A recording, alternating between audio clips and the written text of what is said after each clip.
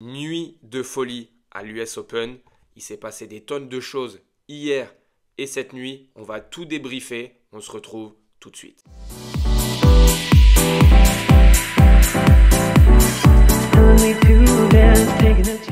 Énorme surprise cette nuit à l'US avec Carlos Alcaraz abattu, battu. On peut appeler ça comme on veut. Il y a plusieurs formules. En tout cas, énorme surprise. Énorme surprise que de voir Carlos perdre ce match. On va essayer d'analyser plus en détail. 6-1, 7-5, 6-4 face à Botic, Van de Zandschulp.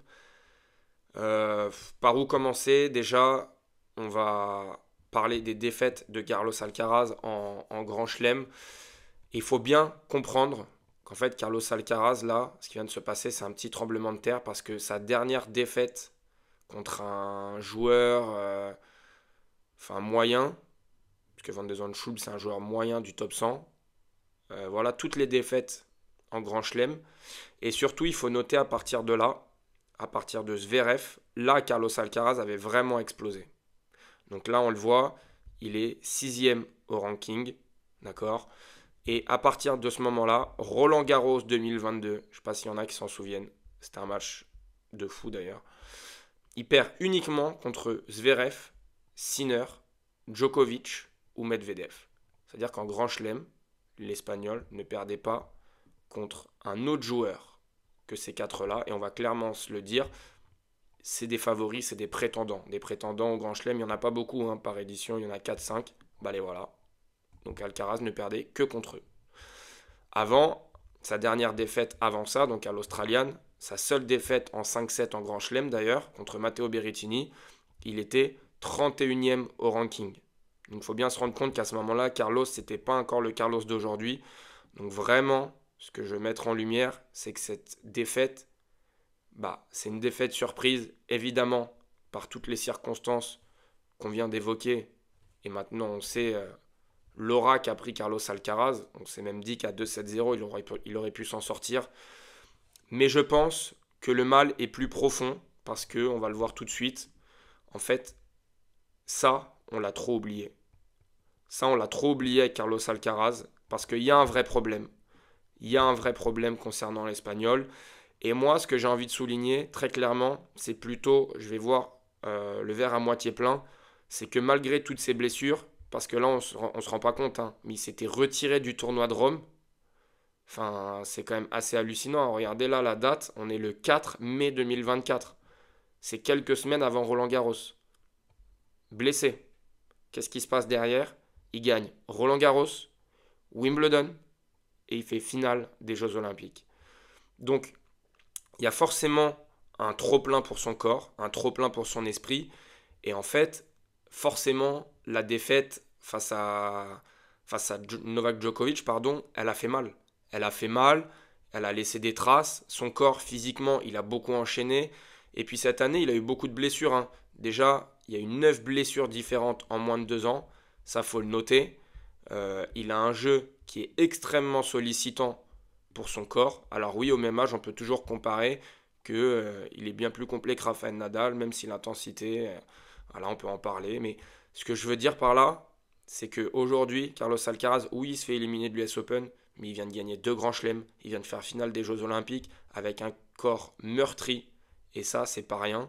Il faut aussi noter que c'est son 15e grand chelem seulement. En fait, on oublie, c'est un enfant. En fait, c'est un enfant. C'est un enfant qui est surdoué, mais c'est un enfant quand même. Donc son corps, forcément, il encaisse des choses. Au bout d'un moment, tu peux plus. Voilà, c'est depuis 2 ans, il était au maximum. Là, depuis sa victoire à l'US, c'était monstrueux. Mais à un moment, c'était sûr qu'il allait avoir une petite rechute. Et c'est pas étonnant que ça arrive à l'US Open. On l'a suffisamment dit, l'US Open, c'est un des tournois les plus durs à gagner parmi les 4 grands chelems. T'arrives, t'es émoussé physiquement. En fonction de ta saison, tu peux être rôti complet. C'est ce qui s'est passé. Et si on va voir un petit peu plus loin, on regarde aussi cette fois les parcours en Master 1000.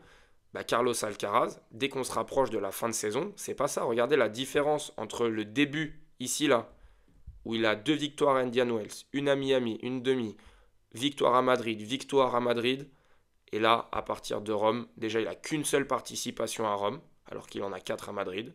Il a 2 participations au Canada. Alors Cincy, il a toujours été, parce qu'il y a la transition quand même pour préparer l'US. Et ensuite, Shanghai, une seule participation. Et Paris, 8e, quart et 2e tour. Ça explique beaucoup de choses. C'est-à-dire qu'en fin de saison, le pauvre, bah, il est KO. En fin de saison, son corps ne tient plus. Donc, moi, il n'y a aucun problème à le voir perdre, hein. Clairement, je suis évidemment étonné. Ce serait mentir que de dire l'inverse. Mais quand on regarde un petit peu plus en détail, finalement, déjà, c'est une défaite qui va lui faire du bien. Il va pouvoir reprendre du temps pour lui. Et on est obligé de parler aussi forcément de Van de Zandschulp. Le Hollandais, alors s'il y en a qui ne le connaissent pas, c'est un joueur déjà qui est très talentueux, qui a émergé assez tard sur le circuit. En fait, il a beaucoup de qualités ce joueur, mais il y a un frein mental depuis 2022 et depuis sa finale perdue à Munich contre Holger Rune, où il a eu des balles de match et il avait perdu ce match. Depuis, il y a eu clairement une baisse de régime. Alors c'est un joueur qui a explosé tard, hein, parce que c'est un joueur qui est né en 95, qui a 29 ans, qui va avoir 29 ans. Donc voilà ce que je peux dire sur lui. Il a battu au premier tour Shapovalov. Un peu dommage de ne pas avoir le Alcaraz Draper. Mais pour se pencher sur Van de Zandschulp, parce qu'il faut en parler, c'est un joueur, clairement, qui était au bord du précipice il y a quelques semaines. Regardez l'article, là on est le 31 mai.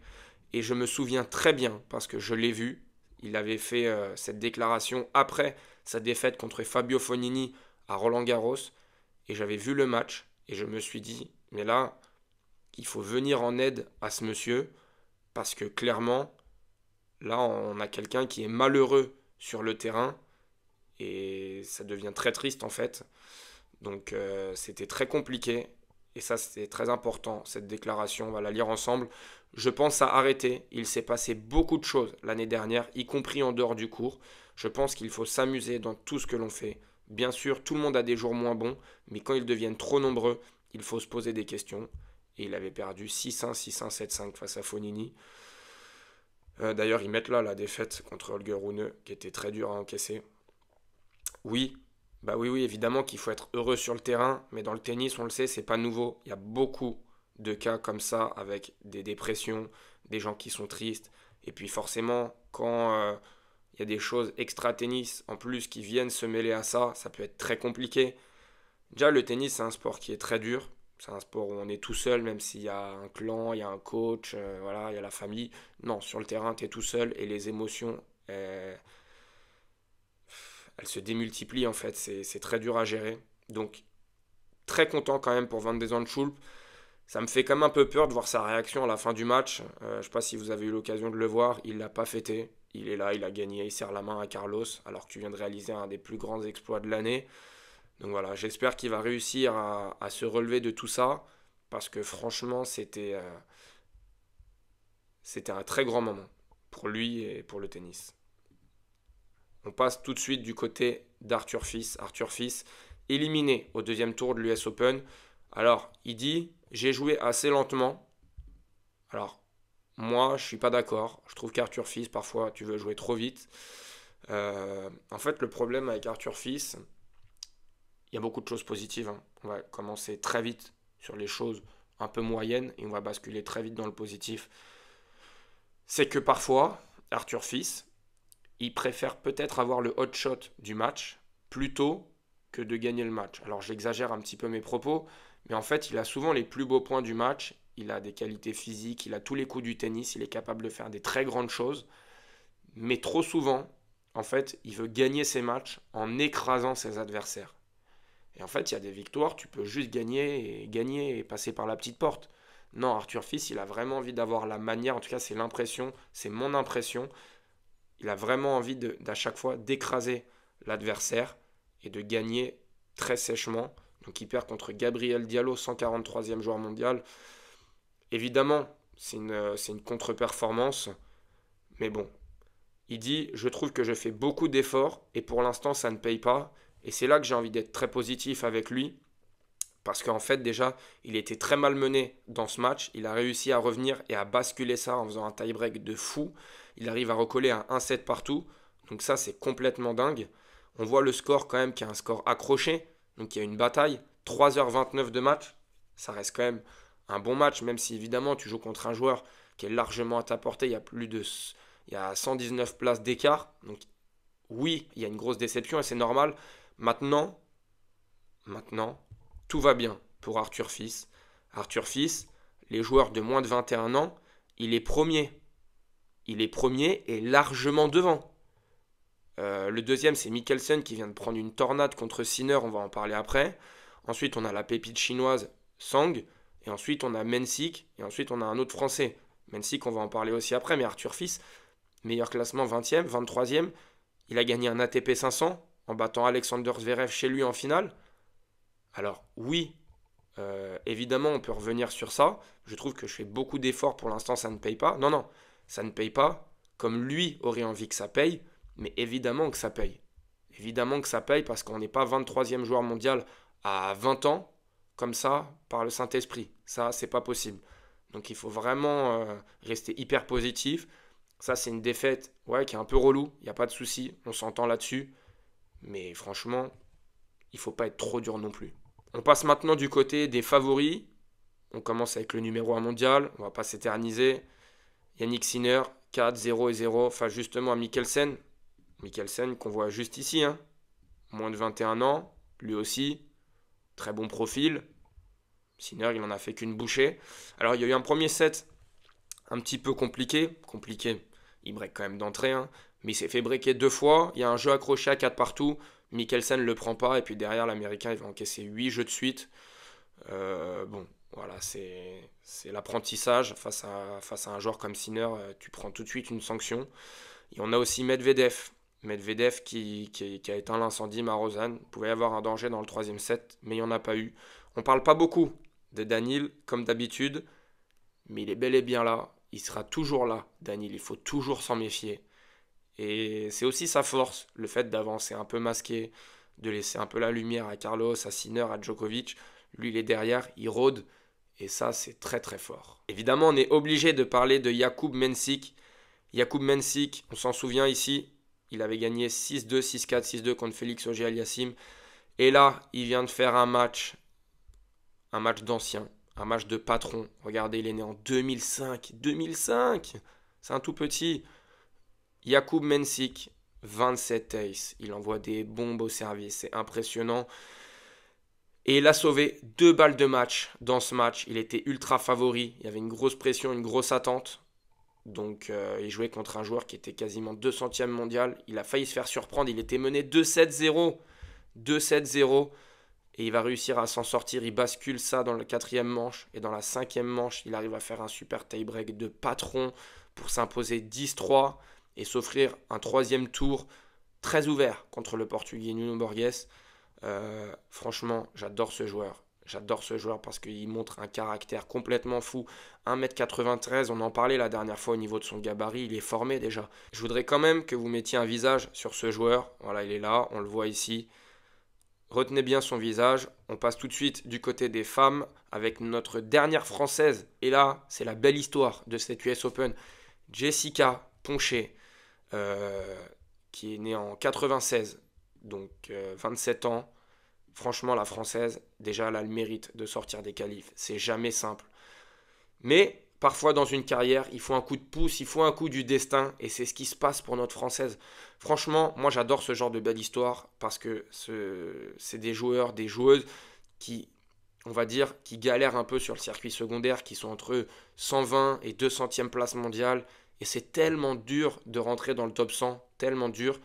Et parfois, en fait, tout ton travail, il est récompensé un jour avec un coup de pouce, un coup du destin. Et c'est ce qui s'est passé. Après, elle a réussi à forcer un peu son destin en sortant des qualifs. Elle a eu la chinoise Sasai Zheng, qui était classement protégé, qui était un tirage très facile. Et ensuite, elle joue la tête de série numéro 4, Rybakina. Là, on se dit, c'est fini. Et non, victoire par forfait. Et là, c'est incroyable. Parce que du coup, Jessica Poncher, elle arrive au 3e tour. Déjà, c'est ouvert contre Wozniacki, c'est clairement ouvert. Mais surtout, notez bien, elle va prendre 215 000 $ de prize money. Sachant que dans toute sa carrière, elle était environ à 985 000 $ de prize money. Donc en un seul tournoi, elle prend l'équivalent d'un cinquième, entre un quart et un cinquième de tout son prize money, de sa longue carrière. Vous imaginez le changement. Là, elle va se rapprocher du top 100. Peut-être même qu'elle y rentre en passant au troisième tour. Franchement, c'est fou. Perso, hyper content pour elle. Ça fait plaisir. Mais de l'autre côté, on est obligé de parler de Rybakina. Ça pose question, tous ces forfaits et ces abandons. On le voit là, c'est Tennis Temple, encore une fois, qui nous donne la stat. Forfait à l'US, forfait au jeu, forfait à Toronto, blessé à Berlin. Forfait, forfait, forfait. Voilà. Très, très particulier. Je vous laisse avec cette photo. Chacun fera son interprétation à cette photo, mais en tout cas, il y a des faiblesses chez Rybakina. Je ne sais pas si elle est blessée, si elle est malade. Ça fait quand même beaucoup. Ça fait quand même beaucoup pour une joueuse de ce niveau-là. Je ne comprends pas trop, je vous avoue. On reste du côté des dames. J'en profite aussi. Là, j'ai pris une photo chez Univers Tennis. Univers Tennis qui est présent sur Twitter, sur Instagram. Je crois que c'est tout. En tout cas, c'est un compte de tennis avec des passionnés. Ils font un boulot de dingue. Donc n'hésitez pas à aller voir si vous avez ces réseaux sociaux. Franchement, ils sont monstrueux. Il y a beaucoup de gens qui sont monstrueux. Il y a eux. Bah, il y a Tennis Temple aussi juste avant. Enfin voilà, ils sont beaucoup à faire beaucoup de taf. Et c'est énorme, vraiment. Et là, on passe tout de suite à Paolini. Paolini, double finaliste de Grand Chelem, on s'en rappelle. Et j'ai trouvé ça marrant parce qu'à son premier tour, on n'en avait pas parlé. Elle a éliminé à Roland Garros Andreescu. Elle a éliminé à Wimbledon Andreescu. Et là, l'US Open, elle élimine Andreescu. Et on voit la Canadienne un peu dépitée qui lui dit « Laisse-moi gagner la prochaine fois ». La pauvre, elle en peut plus. Voilà, parfois c'est comme ça. Des fois, il y a des coups de pouce comme pour poncher la Française. Et pour Andreescu, bah, le sort s'acharne un petit peu, mais elle a pris avec la rigolade. C'est assez marrant. Et l'Italienne, assez drôle, elle a profité de l'abandon de Karolina Pliskova qui abandonne seulement après 3 points disputés. Elle s'est blessée, Pliskova, au début du match, sur un mauvais appui, je crois. Donc voilà, c'est malheureux, ça arrive, mais chez les dames, je pense que c'est un record, un abandon après 3 points disputés. C'est quand même très rare pour être souligné. Et on bascule du côté de Mukova, le dernier match féminin dont j'ai envie de parler, parce que je vais pas me cacher, c'est ma joueuse préférée. Vraiment, c'est tennis champagne, c'est monstrueux en fait. Elle fait des choses que les autres ne font pas. Elle vole sur le terrain, elle est aérienne, j'adore, franchement, je suis complètement fan. Pareil, c'est une joueuse qui a mis du temps à émerger sur le circuit. On le voit, elle est de 96. Donc là, voilà, elle vient de fêter ses 28 ans. Elle a une longue blessure. Faut se souvenir, elle a fait finale à Roland Garros contre Swiatek. Elle lui a pris un set. On avait eu une finale de fou. C'était en 2023, je crois. Et là, elle fait un super match contre Osaka. On le voit en plus, c'est une joueuse qui sert très bien. Elle met 7 aces. Elle fait une seule petite double faute. Elle a 80% derrière sa première balle. Elle avait un très bon ratio de points gagnants et de fautes directes. C'est une très bonne joueuse et ça fait plaisir de la voir revenir à ce niveau-là. Prochain tour contre Potapova, la russe, il y a quelque chose à faire. Et avant de se quitter, on va parler des matchs du jour. Je comprends pas comment cette affiche n'est pas en night pour le public américain. Qu'est-ce que ça fait aussitôt? On a Ben Shelton, Tiafoe, et derrière on a un autre américain. Je comprends pas. Ils ont mis en night, ils ont mis qui en night? Ils ont mis Djoko et Zverev. Franchement, les Américains, je suis sûr qu'ils auraient préféré Shelton Tiafoe. Bon, Fritz Komenzana, non. Nakashima Musetti, ouais, non. Mais ce match-là, quand même, monstrueux à voir. Donc ça, on va suivre. On a des très belles affiches. J'aime beaucoup le Nakashima Musetti. Forcément, le Rublev Lehechka, très très bon. Le Casper Ruud contre la pépite chinoise Sang, monstrueux aussi. On a Popirine contre Djokovic, Zverev contre Etcheverry. Donc voilà, ça va être des bons matchs à suivre. Chez les filles, on a Coco Gauff, Danger. Danger Svitolina. Moi, je vous le dis, attention. Navarro à suivre, que j'aime beaucoup aussi. Et on a qui pour finir? On a Sabalenka, forcément, elle américaine. Donc on a Madison Keys quand même chez les américaines. Très bien. Eh ben, il y avait beaucoup de choses à dire dans cette nuit et dans cette journée de l'US Open. Si t'as aimé, comme d'habitude, n'hésite pas à mettre un petit like, ça m'aide énormément. À t'abonner si c'est pas déjà fait. Et puis nous, on se retrouve demain avec d'autres choses à dire. En attendant, profitez bien.